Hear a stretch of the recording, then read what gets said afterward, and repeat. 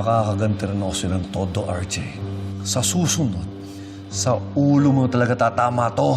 Grabe namang ginawa dito sa opisina mo. Sino may gawa nito? Ako, may alam ako. Sino po? Yung anak ko, si Justin.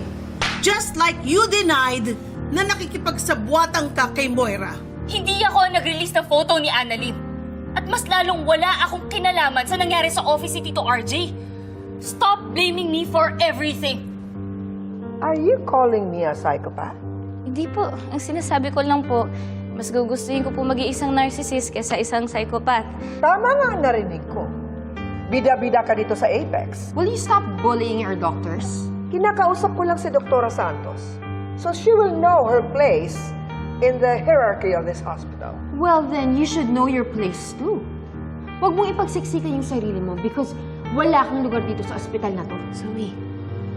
I am your real grandmother.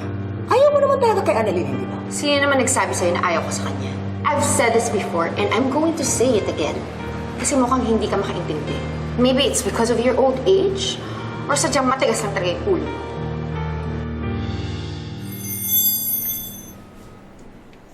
Ma'am, kain pa muna kayo. Thank you, Lynette. Kain na. Oh, I heard. Kahapon daw, you had a row with the mother of Moira. Diyan daw, sa may ER, nagkasagutan kayo. Anak, totoo ba yun? Sinagot-sagot mo yung lola ni Zoe? Anak, mas nakakatanda yun sa'yo. Nay, hindi ko naman po siya binastos. Sinasagot ko lang naman po yung mga tinatanong niya sa akin. Yun. At nabalitaan ko siya nga daw ang walang maisagot sa'yo. Good job, Annalyn. At least hindi ka nagpatalo sa kanya. Totoo nga po niyan, may nagtanggol po sa akin eh. Oh, talaga? Sino? Si Zoe po. Si Zoe? Nakakatuwa naman. Mas kinampihan ka pa kaysa sa lola niya. Well, you know what? We may have our differences. But I like hearing that Zoe stands up for you. Sa bagay, normal naman yun. Magkapatid kayo. So, dapat lang, you should have one another's backs. Ay, nako. Malas lang nga ng pinsan ninyo naligaw ng landas. Di ba?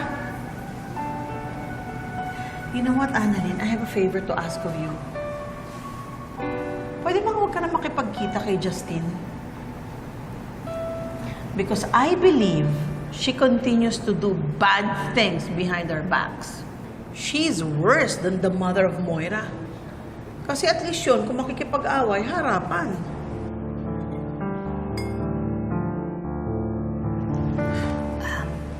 Anak, sa susunod, wag mo na lang sagot-sagutin yung lola ni Zoe, ha?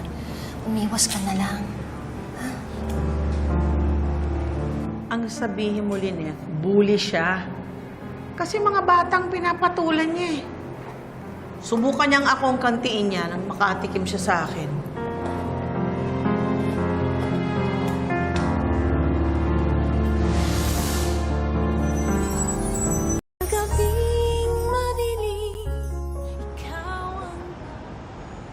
Masyadong mainit yung mata sa akin ni Giselle.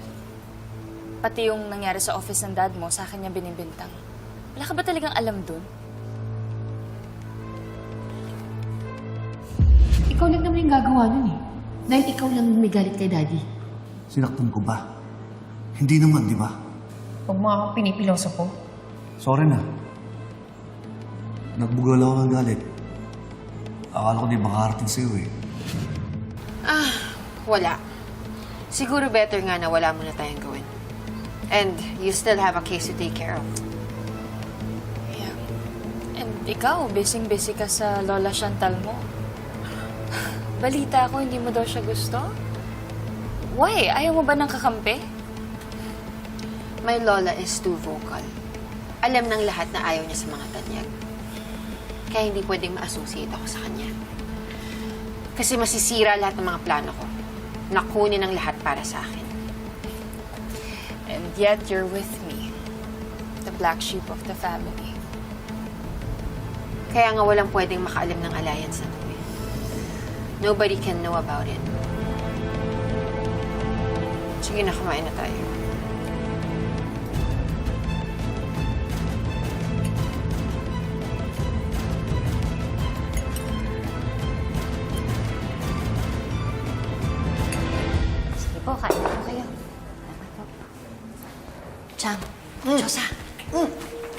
Alam nyo, hindi pa rin talaga ako convinced eh. Na si Justin, ginantihan si RJ, parang may mali. Oo nga eh. Parang, kung si Annalyn pa yon, maniniwala ako. Pero si Justin, kung si Justin yan, office ni Giselle ang guguluhin niya. Tama? Kasi Chang, alam nyo, galit na galit lang talaga si Ma'am Giselle kay Justin. Kaya sa tuwing may nangyayaring gulo, ang palagi niyang pinagbibintangan ay yung anak niya. Lynette, kung hindi si Justin, sino sa tingin mo ang pwedeng gumawa niya? Oo nga. Yung nanay ni Moira. Oo nga. Oo nga. Nakita ko ng litrato, no? Sa picture na picture lang, mukha talagang maldita. At saka diba, nung welcome dinner, diba inaway-away niya si Annalyn? Eh, muti ka pa nga niya buhusan ng wine, diba? Baliw talaga, no? Mag-ina talaga sila ni Moira. Malamang siyang may gawa nun.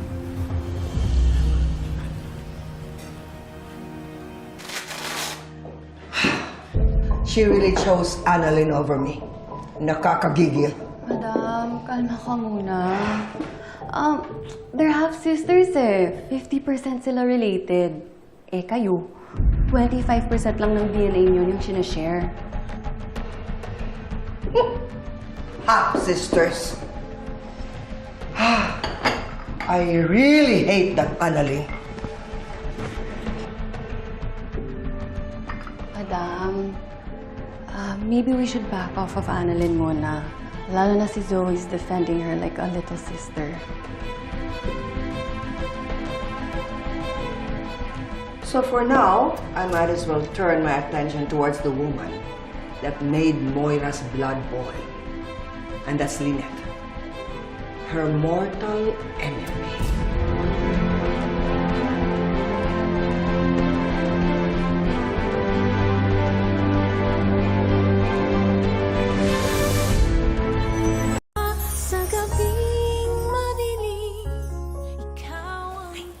Ito na yung order mo, ate. Good afternoon po, Mrs. Dubois. Excusez-moi. It's Madame Dubois. And I'm going to be the judge whether it's going to be a good afternoon or not. Oh, magde-deliver ka pa pala ng mga pagkain. Opo, madam. Magde-deliver po ako ng pagkain para po sa mga nurses na naka-duty po. Okay, mag-order ako. Dalhan mo ako ng pagkain sa opisina ko. Ay, sige po, madam. Ano pong gusto ninyo? Escabeche.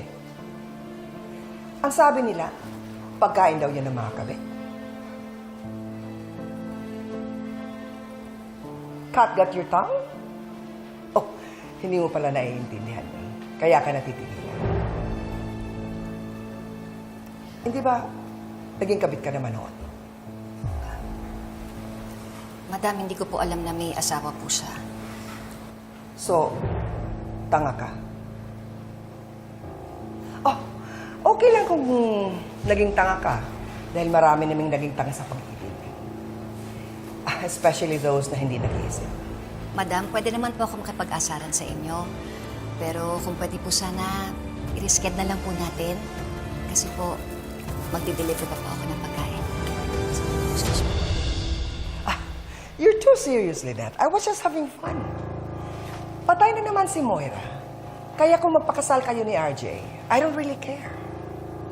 What I care about is the escabeche. Kung marunong ka magluto noon, I'm willing to wait.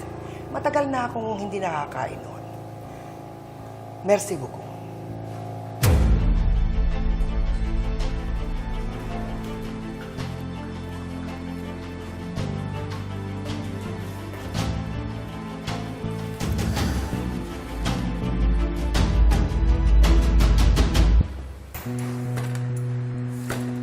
Ay, what?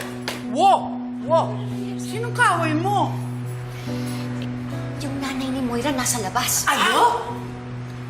Papaluto sa akin ng escabeche. Gusto daw niyang matikman. Ano, Lynette, ipapagluto mo nga. Sige, ipagluto mo. Lalagyan ko ng lason. Chang, ano po ba kayo? Eh, ipagluluto ko siya ng escabeche. Eh, kasi Kasi mukhang hindi siya aalis agad di na natitikman eh. Pagbibigyan ko na para tantanan na ako, para matapos na to. Teka, Ay, Diyan, sandali. Saan mo kayo pupunta? sisilipin ko lang yung impacta. Okay ka na ako na.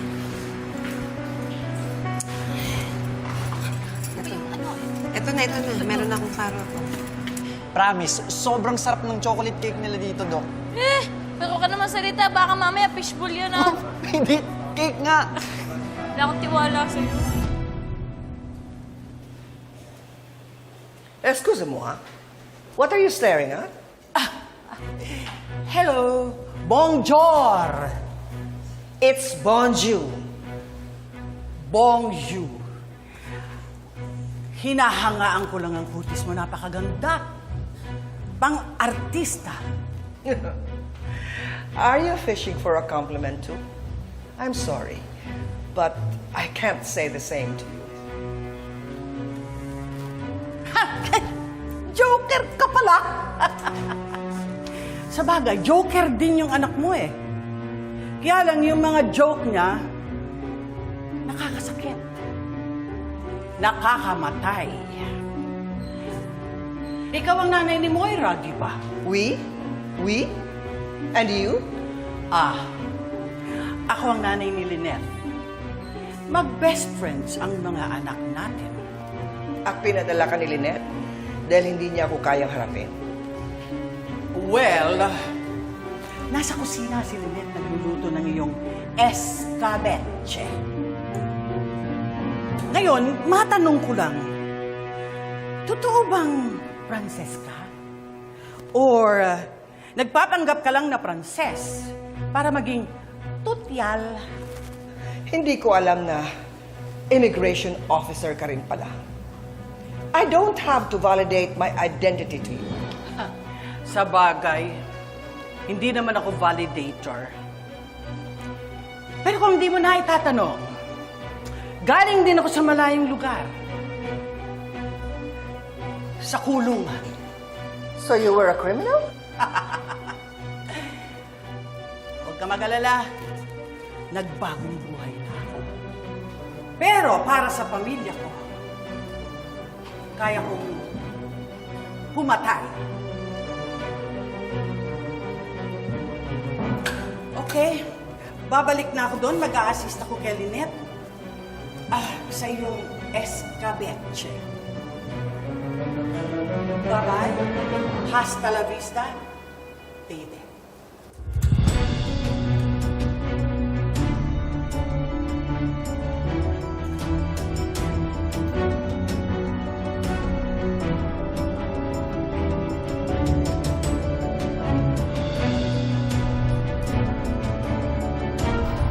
Sorry, can I ask you a favor?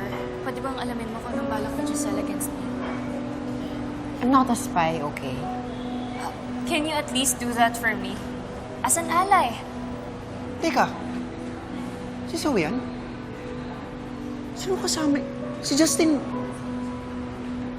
Kasama niya si Justin? Justine, nag-iingat ako. Pinagdududahan ako ni Tita Giselle. Huwag kang mag-alala. We will bring them down. Zoe, Justine? Sino pababagsakin niyo?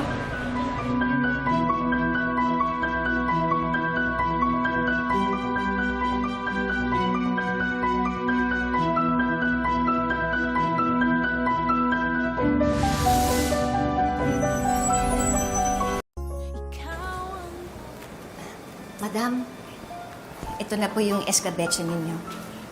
Oh, finally, I'm starving. Presentation looks good.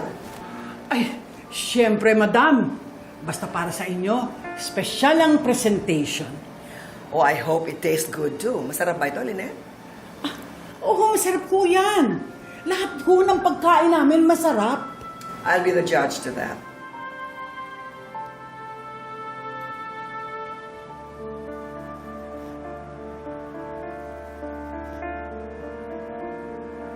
Masarap. Sabi ko na eh. Masarap eh. Masarap kung baboy ang kakain.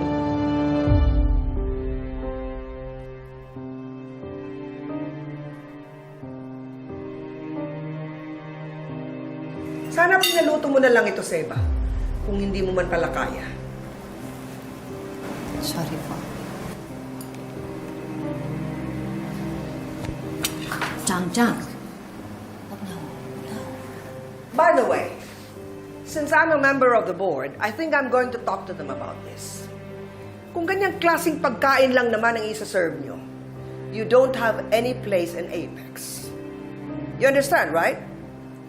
Concerned lang ako sa health ng mga patrons ng Apex. Excuse me, but I have better things to do.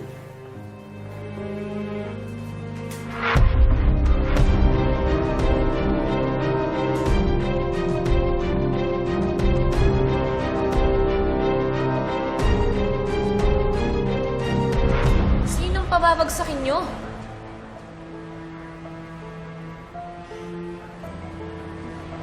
Fine. Might as well be out with it. Si Tita Josel yung pinag-uusapan namin. Hindi naman sekreto na may galit si Justine sa mommy niya. Hindi. Ang narinig ko, sabi ni Justine, we will bring them down. So, hindi lang si Tita Giselle. Sinong pababagsakin nyo? Okay, fine. I was referring to my mother's legal team. Yun lang. At tinutulungan mo siya, Zoe? She asked help from me kasi alam niyang ayaw sa akin ni Tita Josel. Look, Annalyn, we both hate my mom. Obvious naman yun. Kaya siguro, naging close kami ni Zoe. Kasi pareho kaming galit sa nanay ko. Kaya ikaw, Zoe, mag-iingat ka. Kasi kapag hindi ka nakatingin, she will stab you in the back. Teka, naintindihan ko yun ha. Hindi traitor si Annalyn. Baka ikaw. Whatever.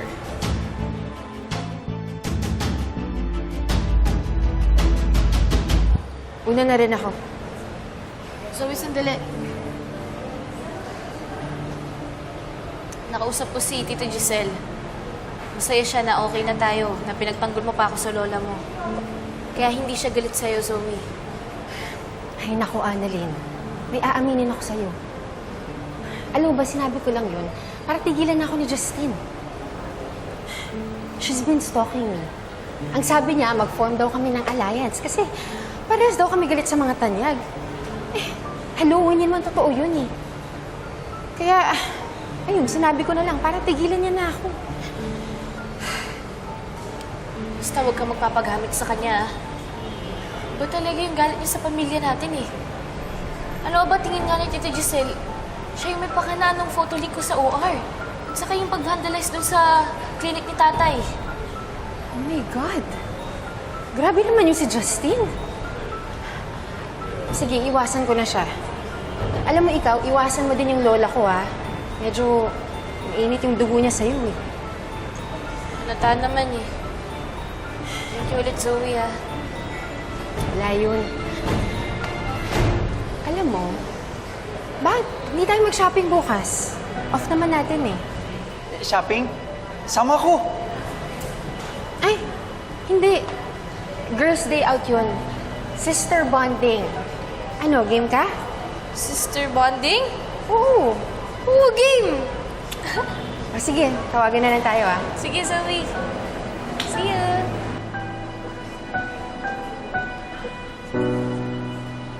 Shopping.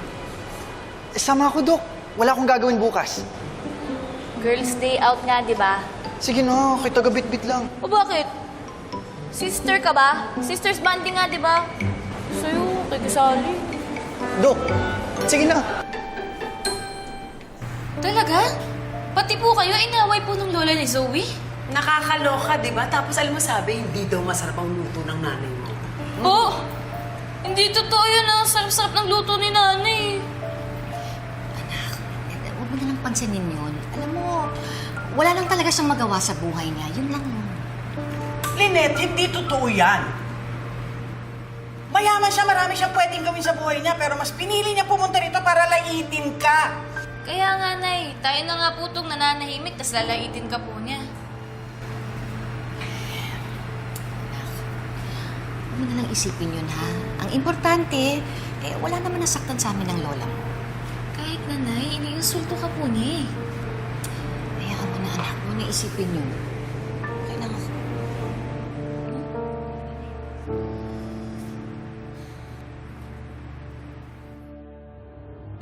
So before we adjourn, does anyone have any more concerns that you would like to discuss? Well, I know I'm new here, but I would like to discuss our concession that we awarded to Miss Santos in the cafeteria.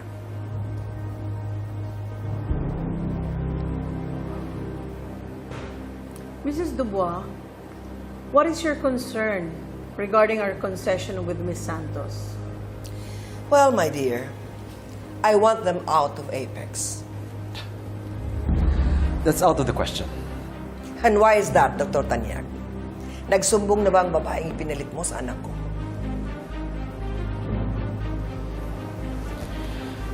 Hindi ko kailangan makausap si Lynette para sabihin sa'yo na hindi pwede yung gusto mong mangyari. Bakit hindi? Is it because she is your mistress?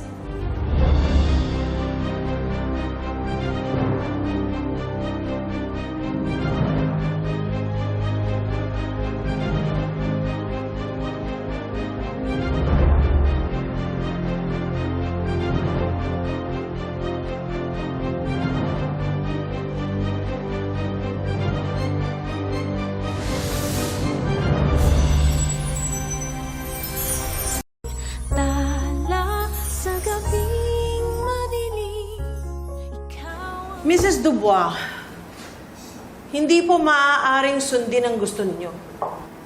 Bukod sa impertinente ang mga pinagsasabi ninyo, if you did your assignment at nag-research kayo tungkol sa mga kontrata ng Apex, malalaman ninyo na meron kaming kontrata kay Miss Santos.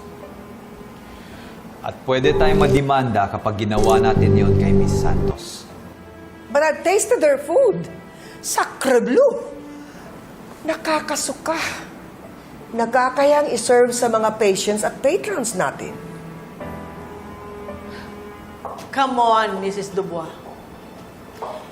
Kung makakahanap kayo ng 500 tao na magsasabi ng sinasabi nyo na hindi masarap, walang kwenta ang pagkain ni Miss Santos sa cafeteria, pues, pakikinggan ng board ang concern ninyo.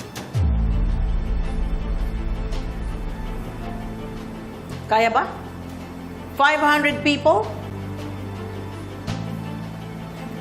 Ha! Hindi, di ba? Kasi sinasabi nyo lang yan dahil galit kayo kay Miss Santos. Mrs. Dubois, parte kayo ng Apex bilang isang shareholder. Pero hindi ibig sabihin na pwede ninyong gawin ang gusto ninyong gawin. Mapapahiya ang hospital dahil sa inyo.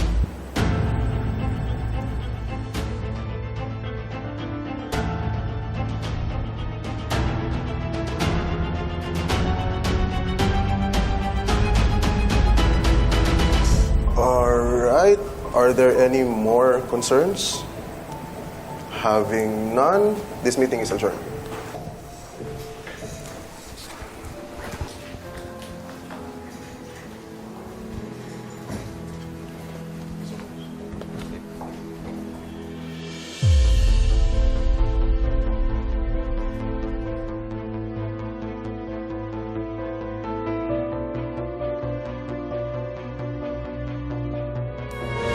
When I heard that you went shopping, I invited myself.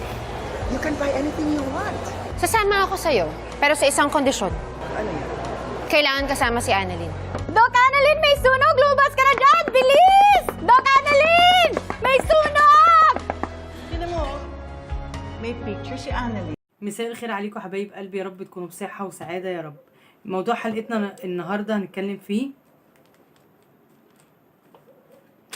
بلاش تهملي في نفسك بعد الجواز. ده موضوع حلقتنا. اتمنى اللي ما اشتركش يشترك بسرعة ويفعل زر الجرس، ويلا نبدأ الفيديو على طول. طبعا في كتير من السيدات اول ما بيتزوجوا على طول خلاص بيقولوا احنا يعني زي ما بيقولوا ايه كده، سلمنا بمعنى سلمنا نمر بقى خلاص، احنا يعني اتجوزنا، هنحتاج نتعيق في ايه، هنلبس ليه؟ ما انت خلاص يا ستي. وساعات تسمعيها من اقرب الناس ليكي، ما انت اتجوزتي يا اختي، انت بتعملي كده ليه؟ انت عايقه ليه؟ انت بتحطي لمين؟ انت اتجوزتي. كلمه مدمره جدا، انا ما احبهاش، وانت كمان ما تحبهاش. يعني ايه انا اتجوزت؟ يعني ايه انت اتجوزتي؟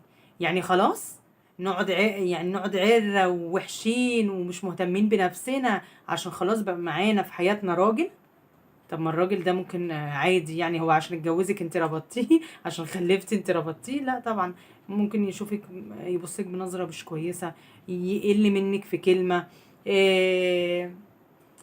يهينك بطريق غير مباشر، ممكن يقولك انت مش نضيفة في نفسك ليه، ده انا بشوف البنات، ده انا بشوف الستات. ترضيها؟ اكيد لا. انا سامعاكي بتقولي لا، يبقى طالما لا لازم نشوف نفسنا ونعايق نفسنا ونعمل اللي احنا ما كناش بنعمله واحنا بنات. بمعنى ما تفهمنيش غلط طبعا، يعني ايه اعمل اللي انا كنت اعمل اللي انا ما كنتش بعمله وانا بنت؟ يعني انا احاول اظبط نفسي اكتر. طبعا انت كنت بتظبطي نفسك، كله عينه عليكي، خدي بالك عينه عليكي. انت عايزه عريس، ده ابسط كلمه بتتقال. يا عيني دي غيرانه من صاحبتها الفلانيه اللي اتخطبت، يا عيني دي مش عارفه ايه، يا عيني محدش بيبص لها. لكن انت دلوقتي متجوزه، حجتهم ايه بقى؟ هيقولوا هي بتعمل كده ليه؟ عشان نفس ابسط حاجه. حتى لو قالوا عشان جوزك، طب ما حلو وحاجه وحشه ما تقولي انت بتدلعي عشان جوزك، بتلبسي عشان جوزك، بتعيقي نفسك عشان جوزك. ايه المشكله؟ دي حاجه كويسه جدا. فبلاش بلاش بلاش نرمي ودنا لكلمه لا انا اتجوزت، لا انت اتجوزتي. يا اختي انت بتعملي لمين؟ على ايه؟ ما خلاص ما اتجوزتي، ما خلفتي. ليه بجد؟ ليه؟ ما هو البيوت فيها مشاكل ليه؟ لان احنا بنعيش حياه روتينيه بقى. خلاص اتجوزنا، خلاص انا بقى اقف في المطبخ متبهدله، ما ولا البس حته مثلا بيجامه كويسه، ولا البس حته مثلا عبايه حلوه كده جميله، ولا ده كله. ده مش صح خالص.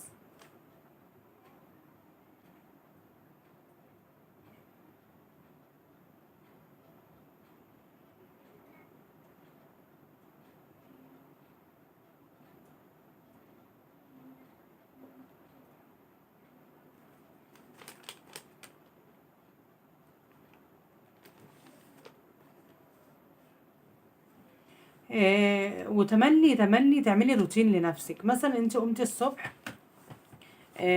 تغيري مثلا اللي كنت لابساه في اثناء النوم، وبتقومي تحطي مثلا الكريمات بتاعتك بعد ما تغسلي بالغسول بتاعك، وكريماتك وبرفان بتاع النهار، وتلبسي هدوم تانية خالص غير اللي كنت نايمة بيها. لاني علميا يا جماعة اني لما بتنامي بنفس الهدوم اللي بتقومي اللي بتنامي بيها بتقعدي بيها، جسمك بيبقى مستسلم اللي هو عايز ينام تاني، كسلانة. ما تقوليش عادي، هتقولي عادي وانا خدت على كده. مفيش حاجة اسمها اللي انا انام بيه اقوم اقعد بيه، ومفيش حاجة اسمها اللي انا قعدت بيه النهاردة انام بيه واغيره بكرة وانام بيه يومين ورا بعض، حتى لو بنوتة. انا بقولك غلط. فتملي اهتمي بنفسك.